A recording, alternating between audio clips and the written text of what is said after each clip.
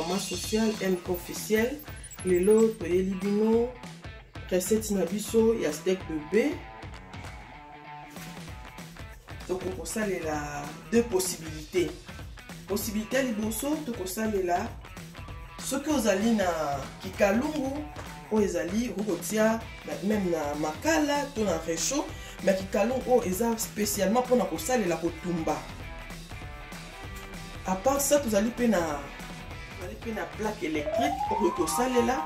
Pour plaque électrique, vous pouvez brancher directement au type de l'eau sur l'icolo. Mais qui kalungu, au côté de la makala, n'engna réchaud n'engna tolobaki. Que l'équipe directement la présentation à bilo qu'on a biso. On a tomoni, vous avez la viande na biso, steak de bœuf. Donc préféré est à la vraiment épaisseur en pied. Pour que tant que tumbango et lemba facilement parce que kenemba la moko sans que auto qui ça kenemba la moko kotumbama. Donc yango ezali to préféré ezala vraiment plat de moni est déjà bien préparé to l'équipe directement la présentation des ingrédients na biso to zali na moutarde yango ezali là to conseille la ingrédients mingi kozala en poudre to en poussière. Toza na bouillon na biso ya viande. Toza na bouillon ya viande. To moni pe tozali na bouillon na biso ya poulet. Bouillon ya poulet na kotia kango parce que la lingaka soki moto olie biloko oyoka mo obu moko goût oyo eza nini koti na kati parce que biso to sala la bouillon ya viande. Mais tant on peut soki bouillon ya poulet eza mabete. Lobi la préféré carotte mo ingrédient na biso o ezali bouillon ya soso pour que tant moto koliango o sentir mo eloko moko e bate buni na yoki. Donc eza bongo. À part ça toza na posa ya ail na biso ail pezali yango eza ya poussière. To salela tozali na citron na biso yango yo. Tozali na tangawis na biso pe yango yo. Na toujours kako baksa moi eloko epesa moi pimbo moi goût. Ndenge ba kibe ezalaka partout tozana ba kibe mais nga na préfère aussi la kibe na biso parce que ça na huile d'olive. Kibe na biso yango yo na ozana posa ya kibe belé te. Na ozana posa na ka moko ka yango na ozana posa na parce que ba goût déjà ezali. Oye awa tozali na poivre blanc. Yango tozali déjà eza en poudre. Tozali na muscade en poudre. Tozali na poivre noir en poudre. Donc on bata que saison na biso lelo ezali ba ingrédients na biso ezala ming en poudre. Yo peut côté no pe litungulu, ça ne dérange pas. O litungulu aya mandenge ka aux possibilité to bika te que faut ezala ka en poudre ni non. O côté pe litungulu na yo bakisi mais ngai na préfère ka ezala boye. On peut comme mekaso moni simbité to pesa toujours ba idée, tout ça qu'on se compléter. To za na posa huile té. Donc huile ezate parce que to moni viande na biso déjà na mafuta ebele. Alors pour se servir na mafuta ka o viande de bima, ya on to salela. To za na ni posa ya ko bakisa mafuta awa. To za na posa na ngote, to za na posa pe ko bakisa mafuta te na kikalu na biso parce que viande ya mo servir biso na mafuta na ngo. Et bah mais tiens bazo ko conseiller biso to ça rami biloko ya kotumba parce que mafuta et eza bien pour la santé na biso. To moni pe mungwa ezati. Biso moto yebi mikolo faut ko éviter moi ba mungwa ba goût déjà oyo eza ba mungwa na on soko ti o moni que sim to ba mungwa mukie. Mais nga saisonnement na nga tout cas vraiment na tiaka mungwa peut-être au monde attend le kanita puis ya mélange ndenge to bokendi. Merci beaucoup.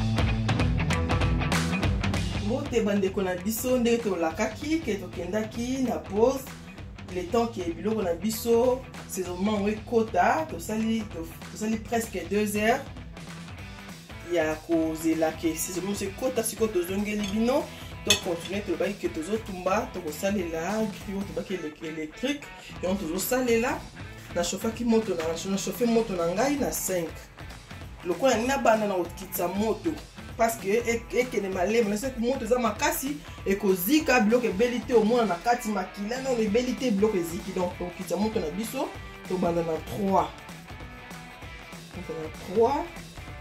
nde tokobakisa malembe ça dépend évolution na biso nde tokei ka nde tolobaki yango oyo totie na moto na biso tozomona nde tozokotia ndenge tolobaki kende ezala vraiment monene te mpona elemba kitoko ebela pe bien ezokende oyo entre temps mafuta tobaki ekobima po ekobisa mafuta ebele toza na eloko ezali awa po ekolongola mafuta na biso nyonso ekokwea libusu yango oyo ekovide mafuta nyonso ekokende kuna tobandi etape na biso ya kotumba moto na biso yango oyo totie tobakisi mwa na 4 pour que chauffe lisusu po tomoni ezongaki mwa nsima oyo tokosalela tozosala tomoni deja ebandi kopesa mwa couleur deja ekokisi mwa moto ndambo porque ebela malembe mo malembe kene rapide sede kobalola deja tokosalela lilutu na biso ya libaya pour que ebebisa plate na biso te nakokosoutenir yango na lutu oyo mais na se toujours kozala libaya wana tokei na kobalola tozomona oyo eza nango eloko te kokolongola mwa mafuta otiaki te mafuta yango moko ezobima mafuta yango moko ezokende na libisu ezokende kokota kuni ezokende na graisse wana ezokende etie mafuta te oyo ezokolonga prendre eza te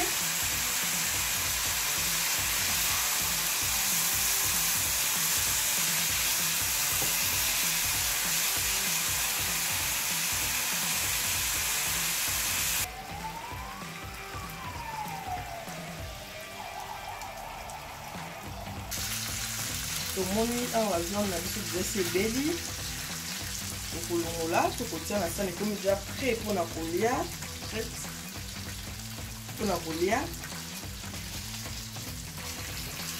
ndenge kaka munda moto oyo alingaka mosusu alingaka mwa viande ezala mwa makila mosusu alinga ezala mwa kokauka donc ça dépend ndenge kaka okolingela olia viande na yo mais mpona biso boye esi ebeli deja ekomi deja mpona kolia